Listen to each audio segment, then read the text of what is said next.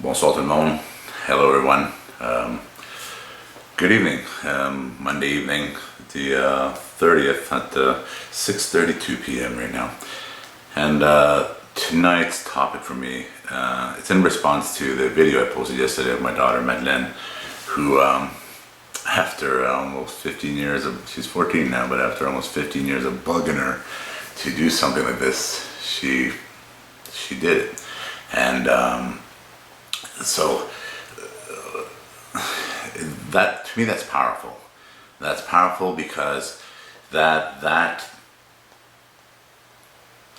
was a lot of time invested to get this done, and I'm glad she did, because the amount of comments I'm getting, and thank you, by the way, thank you for doing that. And like I said, everything that's going on right now with the community and the families, and that video, the reason why I did that video, and this is why I'm kind of giving a response to it, and conversations that I have with certain individuals in my life that always keep my message balanced. I try to keep my message balanced, and the equality for all. And I look at that, like yesterday's episode, EFA1, that's what it's about, equality for all. And this is EFA2. Let's call it EFA2 right now. And this is my message, is like equality for all. And then when I got that video, and I'm working through it, and I posted it, and then people are calling me and talking to me and texting me and messaging me and etc. The value that came out of that for me is family. And when I say that, I sat at the family dinner tonight, and if possible, let's have dinners like it's Sunday night. The Sunday dinners. Sunday dinners are the family, that kind of stuff. Again, quarantine, the rules of quarantine, and the same family, you know, my wife and daughters and myself. And I said, let's try to have dinner every night like it's Sunday night. And the conversations at dinner, the organic conversations that have been transpiring, we've been doing this a lot. And I mean every night. But try to, you know, there's nights that we skip, things happen, or we sit at the counter. Like the other day we sat at the counter, and I said, I don't want to sit at the counter. Like, you know, I'm not at McDonald's here. Like, sorry, I don't want to plug anybody here, but like, I don't want to sit at the counter. I want to sit at the dinner table. I want to sit at the dinner table, and I want to make it feel like it's Sunday night. And I'll tell you why. The organic conversation, the stuff that is coming out, the ups and down emotions, the laughters, the madness, all that stuff is coming out. It's coming out. And family starts at home. When I look at better families start at home. The system should not be raising our children. No. And the system that is there to assist those are those that have children with autism, that have children with physical conditions, that need the help, that should be supported, that should not have to go through all the paperwork and all the steps and the constant on the phone, and like, they shouldn't have to go there. If we manage our money properly, all those families would have that in place. When I grew up, museums, we didn't pay for them. We didn't. It was part of the system. There was some stuff we paid for, but there was programs that would go to. Movie theaters with the school, part of the system, part of the tax base, part of the financially sound, spend your money properly tax base. We used to have these programs, and now, like, I haven't been to some of these museums. I'm hearing $25 entrance fees and all that. Why? Because they're businesses. They have to survive too. And remember, it always starts from the top. Like, it comes from the top. You got to feed the top. Everybody's pushing upwards. Everybody's pushing upwards. So, and this is why the people are attacking the retail stores right now, and the retail store this and retail store that, you're increasing your fees. They're pushing it to the top also. They're getting increases from their suppliers and from their manufacturers and from their distributors. Everybody, because there's no supplies. Guys, remember, the world is sick right now, and there's a lack of supplies, and which is increasing the cost of these supplies, which I'm in this world, and I'm telling you, the price of goods have gone up. Hard to get material or no material. Some people completely shut down. They can't get material.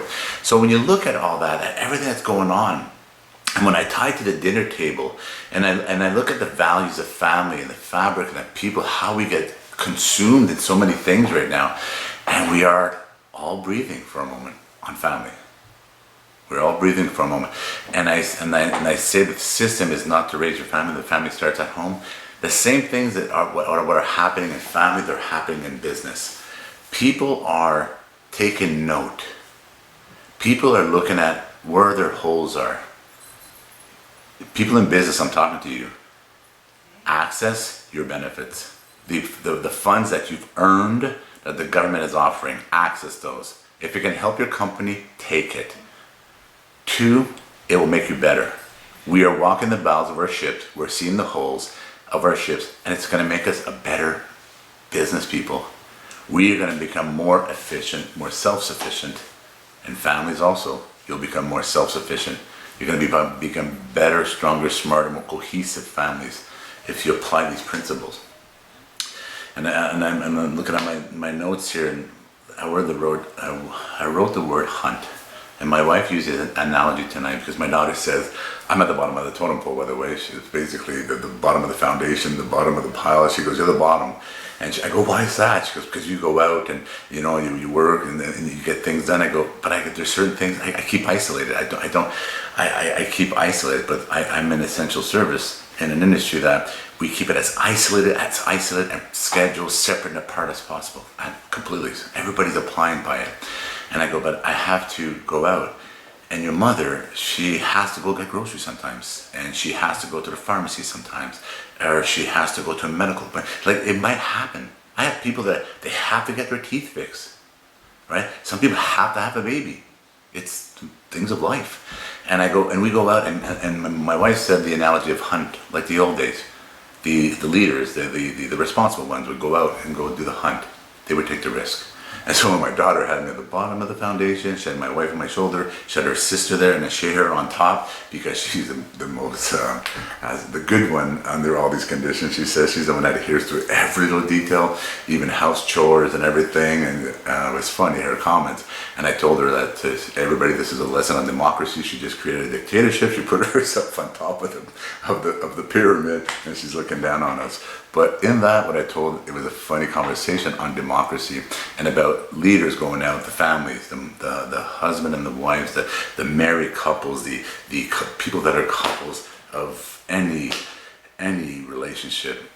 And there's somebody cohesively is working with somebody else to make it work and make it count for everyone. And businesses, you're going to do the same. You're going to make a better business, stronger families, and I don't want to miss nothing here. And from it starts at home. It starts at home, and then we're going to make this better. We're going to all make this better, and better businesses, better families, stronger families, more self-sufficient families, self-sufficient businesses, better leaders, stronger leaders. This is rattling our tree, but it's making us smarter, and we have to do it cooperatively. Together as a community, cooperatively. It talks about, when I say it starts at home, a community, they talk about a child is raised by the village. It takes a village to raise a child, right? Well, you're raising that child with that village. You're raising your business with your staff, right? You're raising it with your families and the hard work, long hours, and all that stuff. And all that, everything that's going on right now is going to make us smarter, it's going to make us stronger, it's going to make us better. So access those funds. If you've earned those funds, you don't have EI, you don't have some backup or a good opportunity right now. If you have access to it and you need it, take it. Right? Keep your business strong. Keep your foundation strong. And that was my point earlier, my daughter's comment. And I told them, you need a foundation. And your foundation in this house, it's mommy and poppy. Your parents, that's the foundation.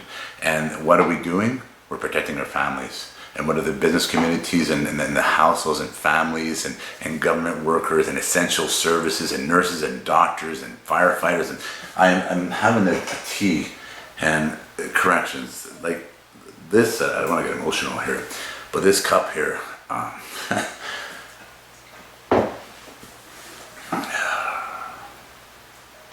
there are things in life that make you stronger and smarter. And I've learned to read people in certain things, whether it was raised in a hood in Ledbury or Overbrook, or work in the prison system and being part of the Corrections Ontario and strong, like what those first responders are going through right now, unless you've walked in any one of their shoes, forget their shoes, in their socks or step on their orthotics or something. Like, I'm not kidding you. Unless you've walked in any one of their footprints on that, you don't understand. You're dealing with human inventory. That's what you're dealing with. You can't walk away sometimes. They're going to have all the measures and procedures and etc. Everything's in place. I'll guarantee you they're going to do their best they can, and but you're still locked in, whether you're at a nursing home, at a hospital, at an older facility, a correctional facility, a treatment center. Doesn't matter. It doesn't matter. You can't understand what all the first responders are going to, and they all have families.